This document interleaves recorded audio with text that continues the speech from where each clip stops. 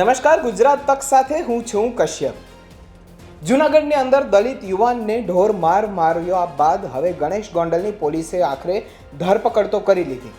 જે બાદ બુધવારે દલિત સમાજ દ્વારા ગોંડલમાં મહારેલી અને મહાસંમેલનનું આયોજન પણ કરવામાં આવ્યું અને જયરાજસિંહનો વિરોધ પણ કરવામાં આવ્યો। તે વચ્ચે હવે એવી પણ ચર્ચાઓ થઈ હતી કે જયરાજસિંહનો દબદબો ગોંડલની અંદર વધારે છે, તે દબંગાઈ કરે છે। ગણેશ ગોંડલની પણ એટલી જ રાડ છે કે કહી શકાય ગોંડલની અંદર। પરંતુ શું ખરેખર આ વાત સાચી છે તેની વાતને લઈને અમારા સંવાદદાતા ગણેશ ગોંડલ અને જયરાજસિંહના ઘરે પહોંચ્યા હતા।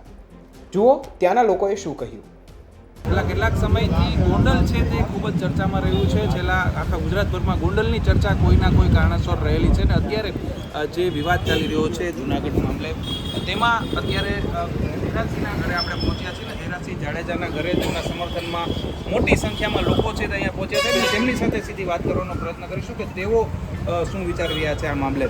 શું કહેશો આપ જયરાજસિંહને સમર્થન માટે આવ્યો છો, તેમના મળવા માટે આવ્યો છો, શું અત્યારે વિચારી રહ્યા છો? ચર્ચા એ ગુજરાતમાં એવી ચાલે છે કે ગોંડલમાં દાદાગીરી ચાલે છે, ગુંડાગીરી ચાલે છે, ખરેખર શું ગોંડલમાં ચાલે? આજે અત્યારે અમે અમારા ધારાસભ્યના ઘરે સમર્થન માટે, ધારાસભ્યના સમર્થન માટે, ગણેશભાઈના સમર્થન માટે અમે માનણકુંડલા ગામથી આખા ગામના જે બધા કાર્યકરો છે એ ગણેશભાઈના સમર્થનમાં આવેલા છે। ગોંડલની અંદર જો શાંતિ, સુખ અને સમૃદ્ધિ હોય તો એ અમારા ધારાસભ્યના આધારે છે અને જો આ ધારાસભ્ય ગુંડાગીરી કરતા હોય તો ગોંડલની અંદર કોઈ 51 લાખનો વીઘો જમીન આજની તારીખે વેચાય છે, એનું કારણ માત્ર ને માત્ર જયરાજસિંહ છે। જો આ ન હોય તો ગોંડલની અંદર ગુંડાગીરી કેવી છે એ તો અગાઉના બધા લોકો જાણે જ છે। બાકી શાંતિ અને સુખ સમૃદ્ધિ જે છે એ અમારા ધારાસભ્ય ગીતાબા જયરાજસિંહ જાડેજા, માજી ધારાસભ્ય જયરાજસિંહભાઈ અને ગણેશભાઈના આધારી છે। અમારા ટોટલ તાલુકાના તમામ ગામની અંદરથી પૂરેપૂરું સમર્થન અમારે જયરાજ બાપુના ઓલામાં છે અને ગણેશભાઈ જેમ બને એમ વહેલી ને વહેલી તકે છૂટી જાય એવી અમારી માગણી અને આશા છે। અન્ય પણ કેટલાક લોકો છે તેમની સાથે વાત કરશું। શું ખરેખર ગોંડલમાં ગુંડાગીરી ચાલે છે? જયરાજસિંહ દ્વારા લોકોને ગુંડાગીરી કરવામાં આવે છે તેવું ખરેખર છે કે પછી કઈ પ્રકારનો માહોલ અહીંયા હોય છે? નહીં, ગણેશભાઈનું અત્યારે બહુ સારામાં સારું, આપણે એની પાસે કાંઈ પણ કામનો પ્રશ્ન લઈને ગયા હોય એટલે તરત જ ઇન ધ સ્પોટ ઉકેલ। કોઈ દી એવું નથી બન્યું કે આ નહીં થાય તે નહીં થાય, અને એ નાના માણસો માટે બધાના માટે કામ કરવા તત્પર છે। એના માટે આ પોતે આવી રીતના એની માટે ખોટામાં ખોટા આરોપ જ નાખી દીધેલા। તમામ સમાજને ગણેશભાઈનો આપને શું અનુભવ છે? અમને પૂરો અનુભવ છે ને સારો અનુભવ છે। ગુંડા માણસો હોય એની સામે આ વ્યક્તિ કાંઈ પણ કરે એટલે એને ગુંડો કહેવાનો। ગુંડાની સામે કંઈક કાર્યવાહી થાય તો એ ગુંડા સામેના વ્યક્તિ જ કહેવાય ને। આ તો જે કેસ આની માથે છે અત્યારે એ બધા આવા ગુંડાના અમારા જેવા માણસોના હિસાબે જ આની માથે કેસ છે। એના પોતાના કાંઈ કરેલા નથી। સારા માણસોના કાંઈ આજે જમીન એમને લખાવી લીધી હોય, પડાવી લીધી હોય, એમાં એ મેટરમાં ગણેશભાઈ વચમાં પડીને મેટર ખેડૂને ન્યાય દેવરાવે એટલે આ ગુંડા બની ગયા। ગુંડાએ તો જમીન લઈ લીધી હોય એની પાસેથી આ પડાવીને દેવરાવે તો ગુંડા થોડા કહેવાય? અન્ય પણ કેટલાક લોકો સાથે દાદા, આપને કેવો અનુભવ છે જયરાજસિંહ અને તેમના પરિવારનો, ખાસ કરીને તેમના પુત્રનો? જ્યારે તેમના પુત્ર છે છેલ્લા 2-3 વર્ષથી સતત આગળ છે, તે આવી રહ્યા છે, આગળ પડતા તેમના પ્રતિનિધિ તરીકે આગળ આવી રહ્યા છે। ગણેશભાઈ એકદમ એક વ્યવસ્થિત માણસ છે અને ગુંડાગીરીનું જે કોઈ પણ કાંઈ કહેતું હોય, કોઈ પણ ગામડા કહેતા હોય કે સિટી કહેતા હોય તો ગણેશભાઈ ગુંડામાં આવતા નથી, જયરાજસિંહ ગુંડામાં આવતા નથી। ગુંડામાં તો બીજા બધા આવે છે, આ ગુંડા અમે બોલું કરે છે એટલે એને ગુંડા કહે, બાકી ગુંડા કોઈ છે જ નહીં। ગુંડાની સામે કરે એટલે ગુંડા જ બધું કરાવે છે। અન્ય પણ કેટલાક લોકો છે તેમની સાથે વાત કરવાનો પ્રયત્ન કરશું। આપને કઈ પ્રકારનો અનુભવ જયરાજસિંહ અને તેમના પરિવારનો અને ખાસ કરીને ગણેશસિંહ જાડેજાનો? અમને તો જયરાજસિંહ અને ગણેશભાઈનો તો જયરાજસિંહને તો અમે 25 જ્યારથી ધારાસભ્યમાં આવ્યા ત્યારથી ઓળખી છીએ। બહુ સારું અમારા તાલુકામાં એનું કામકાજ છે। પ્લસ બીજા નંબરમાં ગોંડલમાં જો સુખ શાંતિ હોય તો જયરાજસિંહ જાડેજા અને ગણેશભાઈના હિસાબે છે। અમને તો બહુ સારો અનુભવ થયો છે કે અત્યારે અમને જે ગોંડલમાં આવવા જવાની રહેવાની મજા આવે એવું પહેલાં ક્યારેય નહોતું। બહુ અત્યારે એનું કામ સારું છે, નાના માણસો માટે, વેપારી વર્ગ, ટોટલ માટે એમ। વેપારી વર્ગ માટે પણ ગણેશસિંહ જાડેજા છે તેમનું હંમેશા કામ રહ્યું છે। અન્ય પણ કેટલાક લોકો છે તેમની સાથે વાત કરવાનો પ્રયત્ન કરશું। શું કહેશો આપનું કેવું છે? થોડું ઘણું આજે અહીંયા સમર્થનમાં આવ્યા છો. ખરેખર ગોંડલમાં ગુંડાગીરી છે. અંદર લઈ લ્યો અંદર ભાઈ છે અન્ય પણ કેટલાક લોકો સાથે વાત કરવાનો પ્રયત્ન વિચારી રહ્યા છે તેઓ ઝેરાસી માટે શું વિચારી રહ્યા છે? શું કહેશો કાકા? ગોંડલમાં ખરેખર ગુંડાગીરી ચાલે છે, શું પ્રકારનો માહોલ છે? ગુંડાગીરી હાલતી જ નથી કોઈ રીતે નહીં. આપ શું કામ કરો છો? ક્યાં ગામ રહો છો? આપણે માનણ કુંડલા ને ખેતી કામ તમને કઈ પ્રકારે અનુભવ રહ્યા છે ઝેરાસીના પરિવારમાં? અમારે ગમે એવું કોઈ કામ હોય તો ગમે તે રાતે આવી તો રાતે એ પૂરું કરાવી આપે. અત્યારે જે માહોલ ચાલી રહ્યો છે કે ગુજરાતભરમાં ચર્ચા થઈ રહી છે કે ગોંડલમાં જયરાજસિંહની ગુંડાગીરી ચાલે છે, તેમના પુત્ર છે તેઓ ગુંડાગીરી કરે છે, કાયદો અને વ્યવસ્થાની સ્થિતિ હાથમાં લે છે. આપને કોઈ એવો અનુભવ થયા છે? કોઈ દી ક્યાંય સાંભળ્યું છે? હા ના નહીં કોઈ. અન્ય પણ લોકો છે તેમની સાથે વાત કરશું. શું કહેશો? આપને પૂછવા માંગીશું, આપ અહીંયા આવ્યા છો, શા માટે આજે આવ્યા છો? ગણેશભાઈને સમર્થન માટે આવ્યા છે કે એને ખોટા ફસાવી દીધા છે કેસમાં. બાકી કાંઈ છે જ નહીં. એવા એકદમ વ્યવસ્થિત સીધા માણસ છે. આખા ગુજરાતની અંદર એક તાલુકો એવો હોય તો ગોંડલ તાલુકો કે જ્યાં કણે ગુંડાગીરી કાંઈ નામે કાંઈ છે જ નહીં. સાફ કરીને ગુંડાગીરી હતી ને એ સાફ કરી છે જયરાજભાઈએ અને ગણેશભાઈએ. અમે ખેડૂત છે, અમારે માર્કેટની યાર્ડમાં માલ લઈને આવવો હોય ને તો પહેલાં કેમ લઈને આવો ને એનું નક્કી નહોતું. અત્યારે એટલું સિદ્ધાંતવાદીને વ્યવસ્થિત માર્કેટિંગ યાર્ડ કરી દીધું. એના સમર્થન માટે જ અમે ગણેશભાઈને ખોટી રીતે ફસાવ્યા છે.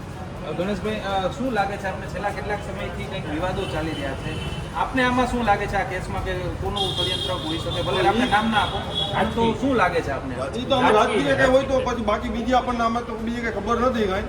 પણ ગણેશભાઈનું અને જયરાજભાઈનું એકદમ કામ પરફેક્ટ ને વ્યવસ્થિત નાના માણસો માટે બહુ જોરદાર કામ છે.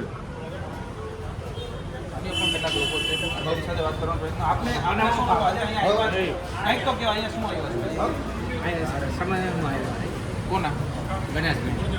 આપને શું અનુભવો રહ્યા છે અહીંયા આ પરિવારના? કામ ગંભીર વ્યવસ્થિત કરે છે ટૂંકમાં ને ગમે તે હે ને રાતે ગમે તે જરૂર પડી હોય ને તો એ કામ એનું થઈ જ જાય.